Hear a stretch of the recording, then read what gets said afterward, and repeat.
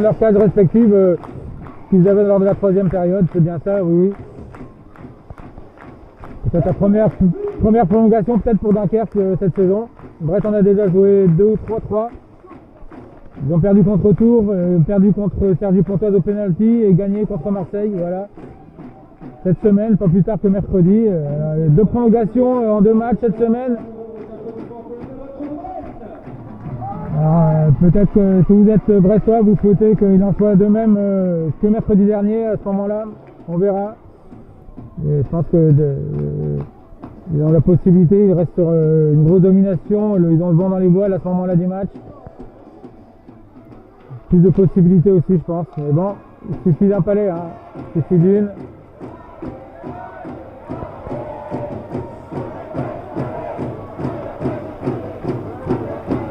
Voilà, effectivement, un joueur. Attention quand on perd un palais, quand on lance au rebond. Oui, un cycling bien installé. Et voilà.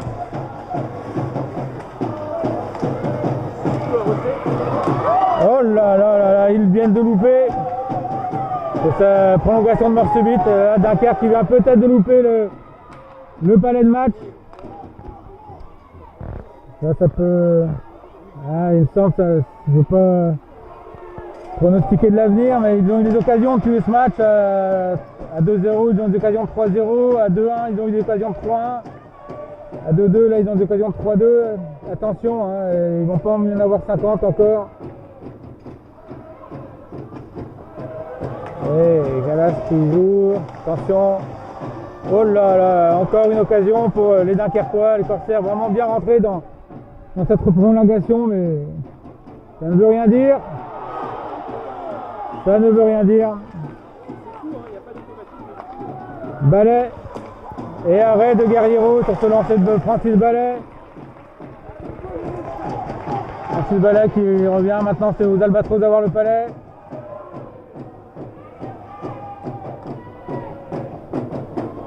Clairement, ils ont une occasion, c'est les joueurs de Dunkerque, et là encore une possibilité de contre-attaque à 3 contre 3.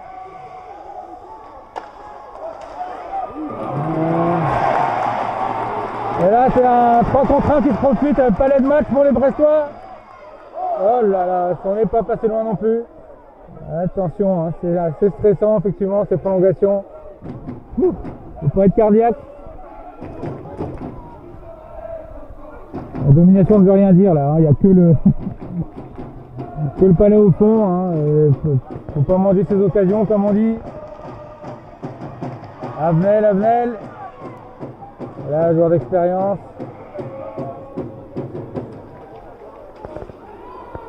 Ouais, pour l'instant, c'est un petit peu autour de Brest de conserver le palais là depuis.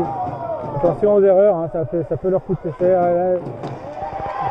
Et Favarin en contre-attaque, non, on préfère temporiser, garder le palais, trouver un joueur, le joueur laiton surtout, qui 44 démarqué. Ah, petite mésentente, on va changer de ligne je pense.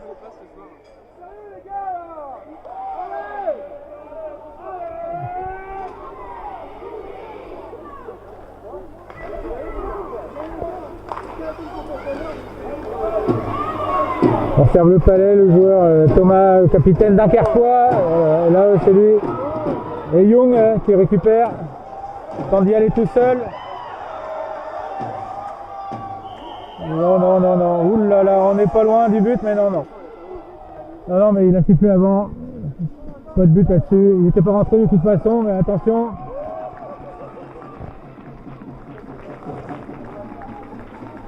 Il reste 6 minutes 40 dans la prolongation, toujours pas de but. 3 contre 3. Ouais, là, ça ne gagne pas tout de suite, c'est compliqué.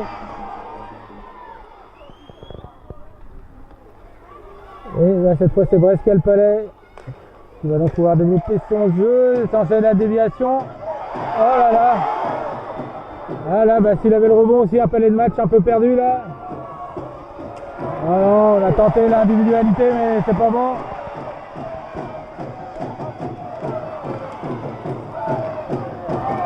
Ouais, bonne défense de ces Dunkerquois.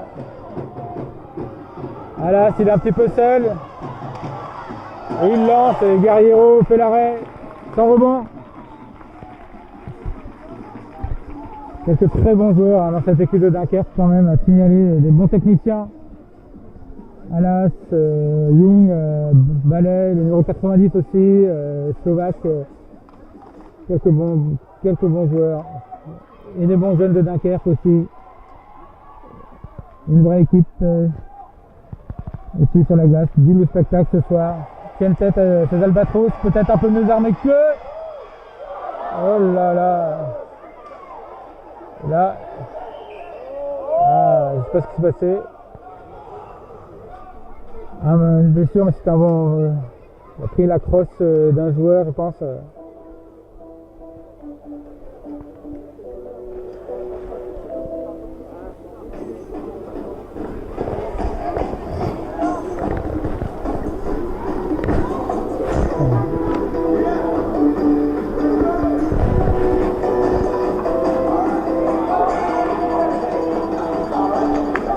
Le médecin est sur la glace pour voir ce qui se passe. Le joueur de Dunkerque a perdu son équipement, ses gants, sa crosse, son casque.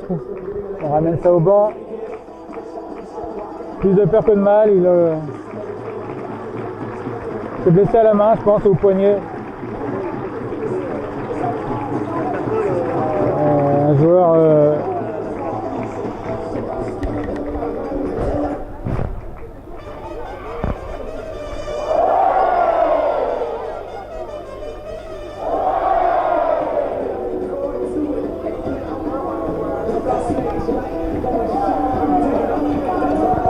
en tout cas un match qui est assez prometteur, 2-2, des occasions, beaucoup de rythme dans ce match, beaucoup de beaux arrêts de gardien aussi, les deux côtés, quel que soit le résultat ce soir, c'est vraiment un match plaisant à suivre.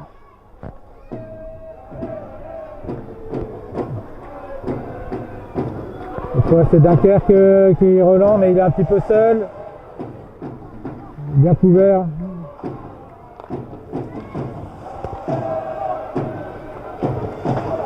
Lancé, non cadré.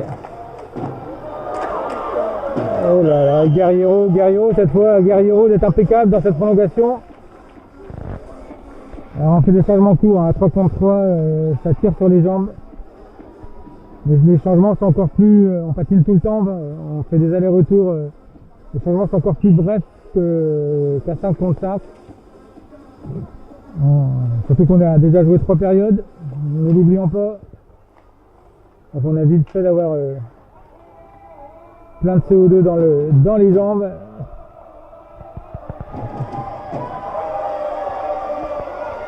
Cette fois c'est Brest qui rentre avec le Palais, cherche un joueur, hop, passe, Palais qui passe au-dessus de la crosse.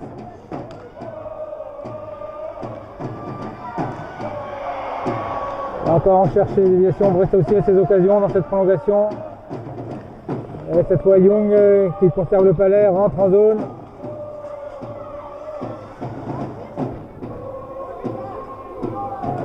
Oh, Thomas qui cherchait à surprendre le gardien, a lancé, tentant de surprendre Guerriero, c'était bien tenté. Et cette fois c'est Brest qui se trouve en surnombre. Oh là là, il ne cadre pas. Ah, cette fois et encore, Brest qui récupère un Palais.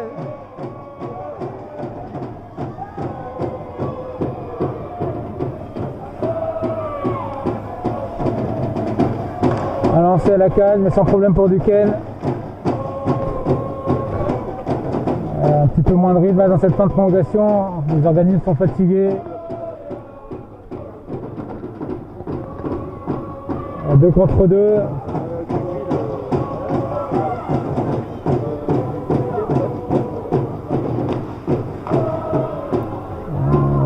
Soutien, mais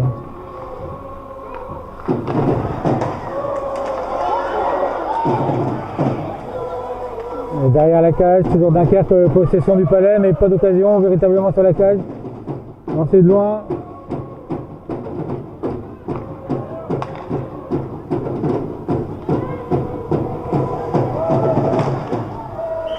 Arrêt de Guerriero. Changement de ligne.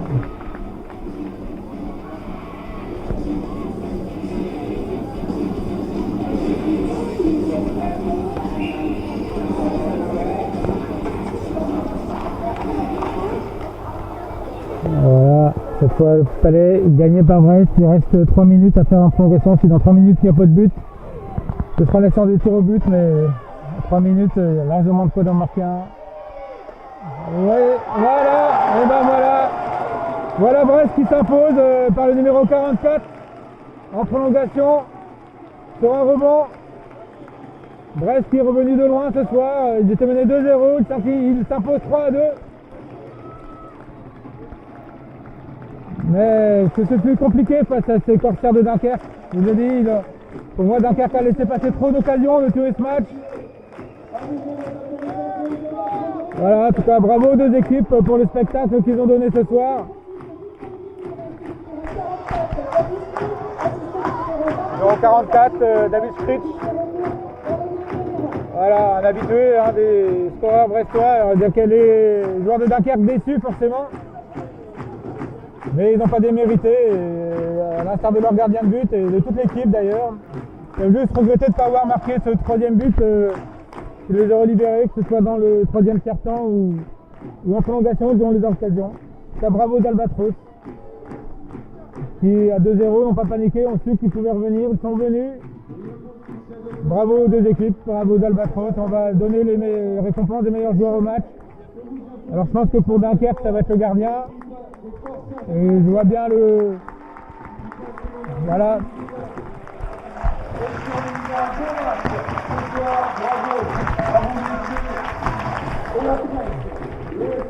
Ben nous on se retrouve sur Fansite le 17 novembre pour le prochain match des Albatros en direct de Brest.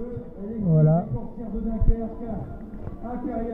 Ce soir, dernier rempart de l'équipe qui a cédé dans cette prolongation. Madame, monsieur, vos applaudissements numéro 59, Guillaume Duquesne.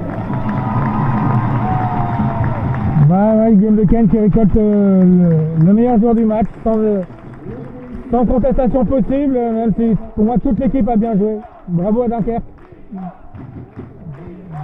Ils sont peut-être pas là. Et Brest aussi. Il y a plusieurs qui ont bien joué à Brest. Hein. Alors celui qui a marqué le but en prolongation, mais peut-être le numéro 19 pour moi. C'est aussi le montre au succès de ce soir. J'aimerais qu'à nouveau vous applaudissiez leur détermination, leur abnégation. Les joueurs des Albatros de Brest. Madame, monsieur, des applaudissements pour les Albatros de Brest.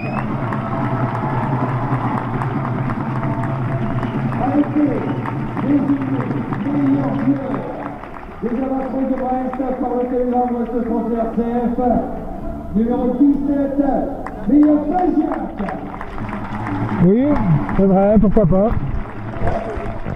Il y a plusieurs joueurs qui auraient pu. Le gardien aussi, hein, Guerriero, il a très bien joué dans la prolongation. Il a conservé son équipe dans le match. Voilà, mais bon, c'est un sport collectif, on gagne ensemble, on perd ensemble. Les récompenses individuelles, pour moi, n'ont que peu de valeur. C'est celle qui le mérite vraiment à chaque fois, pour moi, c'est le gardien, parce que c'est vraiment lui qui passe 60 minutes sur la glace tout seul. Alors bravo aux deux gardiens ce soir, pour moi, c'est ça. Bravo aux deux équipes, et je vous retrouve dans 2 semaines sur Fansite. Au revoir à tous et à toutes. On rappelle, le prochain match à domicile, ça sera le 17 novembre. On comptera sur une nouvelle fois sur le club brestois, sur l'ensemble des supporters, sur les partenaires également. Et on rappelle le numéro 489, Rouge, qui est invité à venir nous rejoindre du côté de la patinoire, de l'autre côté de la patinoire, afin de recevoir le prix, notamment par les avis, par de la plateforme, également à la maison du thé.